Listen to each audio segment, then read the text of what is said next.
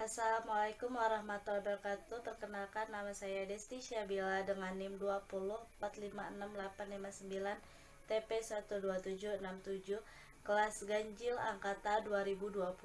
Kali ini saya akan mempresentasikan jurnal yang telah saya baca. Effect of isolation technique on the characteristic of PGNP jenis Cajun protein isolate. Di sini terdapat pendahuluan, cara kerja, hasil dan diskusi, lalu kesimpulan. Pendahuluan. Kacang merpati adalah tanaman polongan kering yang dibudidayakan untuk makanan di Nigeria. Biji kacang merpati memiliki musim tanam 6-9 bulan dan dipanen kering dan digunakan terutama dalam sup dal atau dipanen sebelumnya dan dimakan sebagai sayuran. Kandungan protein dari kultivar kacang merpati yang biasa ditanam berkisaran antara 17,9 dan 24,3 gram per 100 gram untuk sampel biji-bijian dan antara 21,1 dan 28,1 per 100 gram untuk biji pecah. Spesies liar PGNP telah ditemukan sebagai sumber protein tinggi yang sangat menjanjikan dan beberapa genotip protein tinggi telah dikembangkan dengan kandungan protein setinggi 32,5%. Genotip protein tinggi juga mengandung asam amino yang mengandung sulfur yang secara signifikan lebih tinggi sekitar 25%, yaitu methionine dan cysteine. Protein adalah makronutrien yang terdiri dari asam amino dan diperlukan untuk pertumbuhan dan fungsi tubuh manusia yang tepat. Isolat protein adalah bentuk protein paling murni yang merupakan suplemen makanan yang baik dan bermanfaat untuk kinerja, kekuatan fisik, dan manajemen berat badan. Permintaan akan protein di dunia semakin meningkat sehingga dibutuhkan lebih banyak protein makanan baik untuk sumber protein konvensional maupun baru. Sebagai sumber protein yang murah bagi masyarakat berpenghasilan rendah, kacang-kacangan umumnya digunakan sebagai pengganti daging dan berperan penting dalam mengurangi kekurangan energi protein. Malnutrisi merupakan masalah gizi utama di negara berkembang dengan penyakit tertentu seperti kwashiorkor dan marasmus terutama pada anak-anak dan pada orang dewasa. Hal itu mengakibatkan kesehatan yang buruk dan menurun kapasitas. Kondisi kelaparan protein penduduk di Afrika tropis dan bagian lain dunia dapat ditingkatkan dengan meluasnya penggunaan legum yang dapat dimakan karena merupakan sumber penting dari asam amino esensial, yaitu salah satunya kacang merpati. Cara kerja, bahan dan pembuatan tepung kacang merpati. Kacang merpati dibeli dari pasar Oje Ibadan, Nigeria. Biji kacang polong disortir dan dibersihkan untuk menghilangkan biji yang belum matang, batu, kotoran, tangkai, dan partikel yang tidak diinginkan. Ukuran biji kacang merpati yang telah dibersihkan dikurangi untuk memudahkan pengupasan kulit dan kemudian digiling dalam mesin penggiling sampai diperoleh bubuk halus yang seragam. Tepung disimpan dan diberi label sesuai A dan B dalam kantong polietilen sampai digunakan lebih lanjut. Persiapan larutan protein. Ekstraksi protein dilakukan dengan cara biji kacang polong 750 gram disuspensi dalam 200 ml air suling pada suhu kamar. pH diatur menjadi 11 dengan NaOH. pH dipertahankan selama 30 menit pada suhu kamar diikuti dengan pengadukan sampai tidak ada buih yang diamati. Suspensi yang diperoleh disentrifugasi menggunakan sentrifuge berpendingin berkecepatan tinggi pada 6000 rpm, 20 derajat Celcius selama 30 menit. Supernata disimpan pada suhu 4 derajat Celcius dalam lemari es sampai digunakan lebih lanjut. Prosedur yang sama dilakukan untuk sampel kedua. Selanjutnya yaitu metode. Metode pertama yaitu pengendapan metanol. Pengendapan metanol adalah kompetisi pembentukan antara protein air dengan metanol air. Metanol dapat mengendapkan protein karena gugus fungsional dari metanol lebih kuat mengikat air sehingga larutan protein dalam air berkurang. Pada protein ujung C, asam amino yang terbuka dapat bereaksi dengan metanol dalam suasana asam membentuk senyawa protein ester. Pembentukan ester ini ditunjukkan oleh adanya endapan yang terbentuk. Lalu yang kedua ada ekstraksi air, yaitu proses pemisahan suatu komponen atau solut dari larutan fase air menggunakan pelarut organik tertentu. Dalam proses ekstrasi dihasilkan dua jenis larutan, yaitu larutan fase organik dan fase air. Larutan fase organik yang dihasilkan dari proses ekstrasi adalah larutan yang kaya dengan solut yang diinginkan dan sering disebut juga ekstrak. Sedangkan larutan fase air adalah larutan yang miskin dengan solut yang disebut juga rafinat. Lalu yang ketiga yaitu penambahan amonium sulfat pada ekstrak protein dilakukan untuk pengendapan protein sehingga terbuat isolat. Amonium sulfat dipilih karena murah, larut pada suhu rendah, fleksibel terhadap berbagai pH, dan mudah larut dibandingkan garam lainnya, sehingga memudahkan saat memisahkan dengan endapan protein menggunakan sentrifugasi. Lalu yang keempat yaitu pengendapan aseton dilakukan untuk mengendapkan larutan protein. Pelarut organik misalnya aseton akan mengurangi tetapan dielektrik air. Dengan demikian dapat mengurangi kelarutan protein karena interaksi antar molekul protein lebih disukai dibandingkan antara molekul protein dengan air.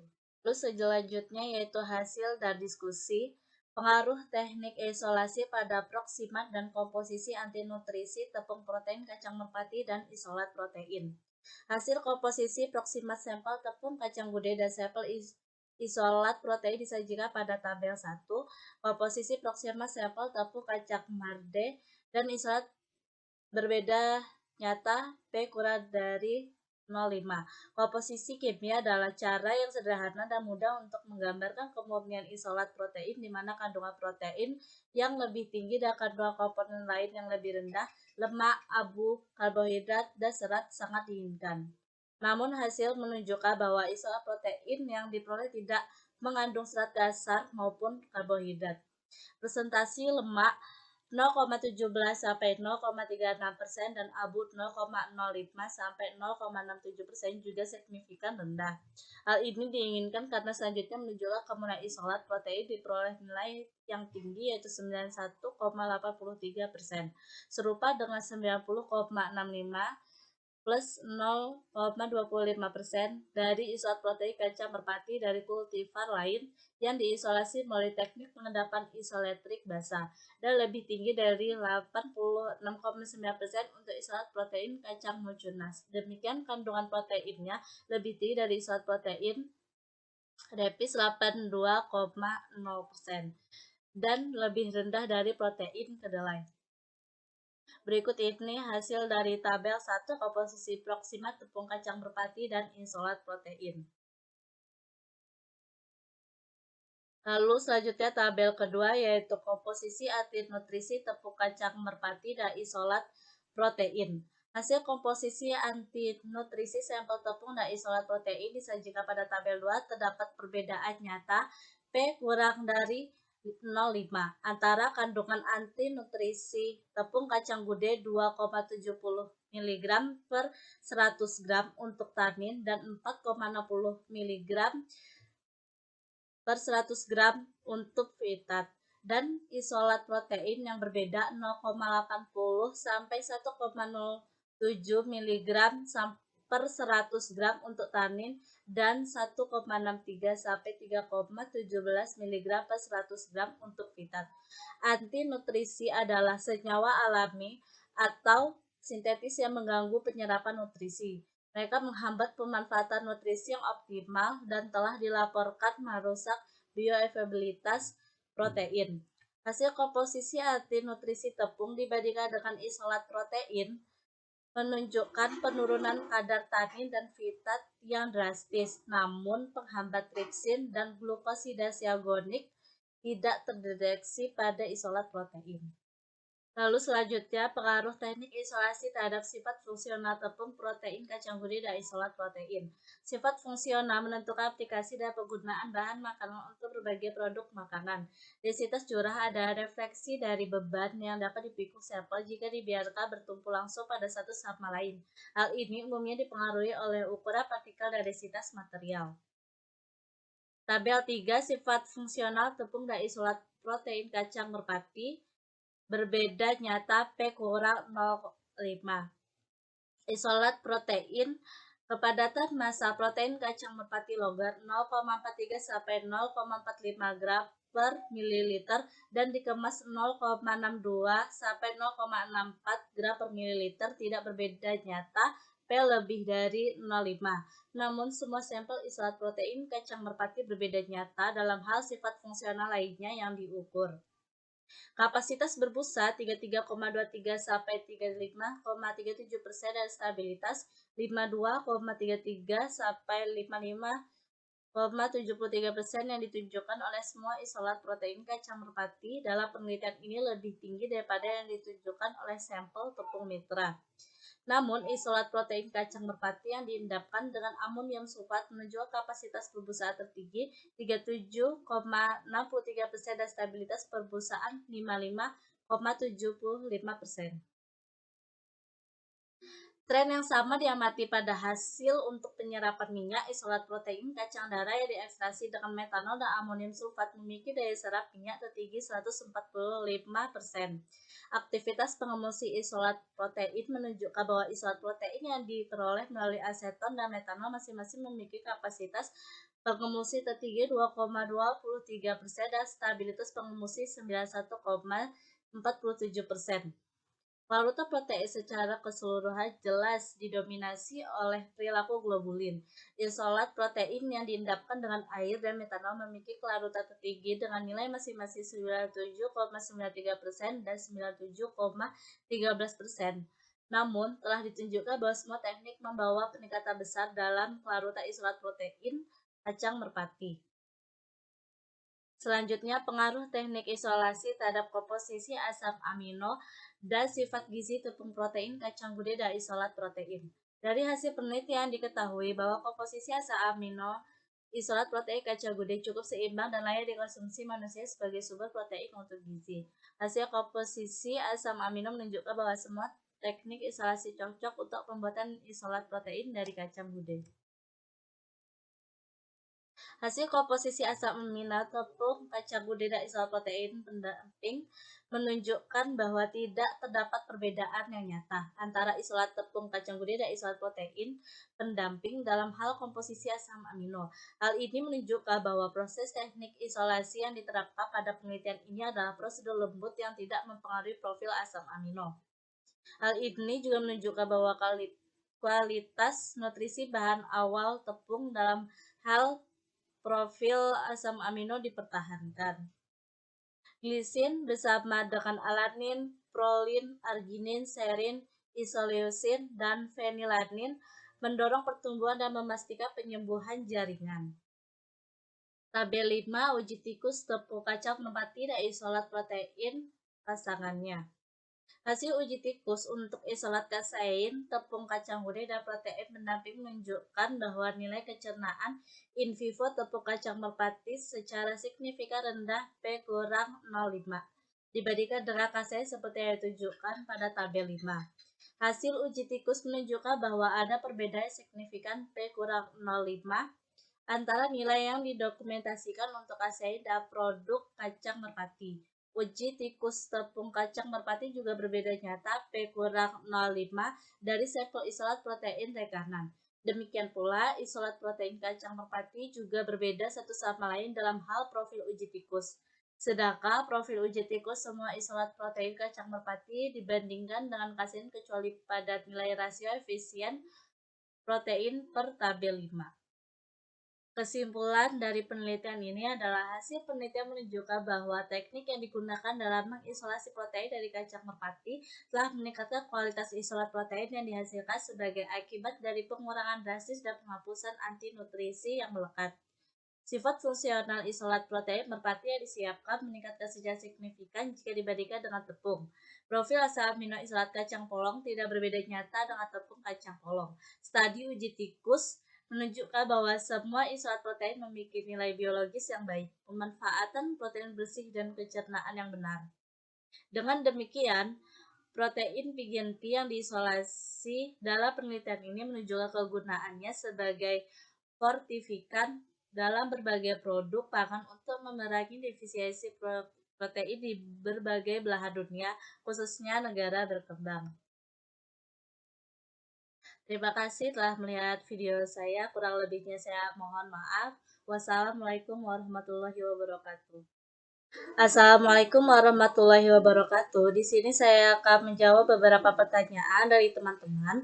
Pertanyaan pertama yaitu apa itu metode AOAC?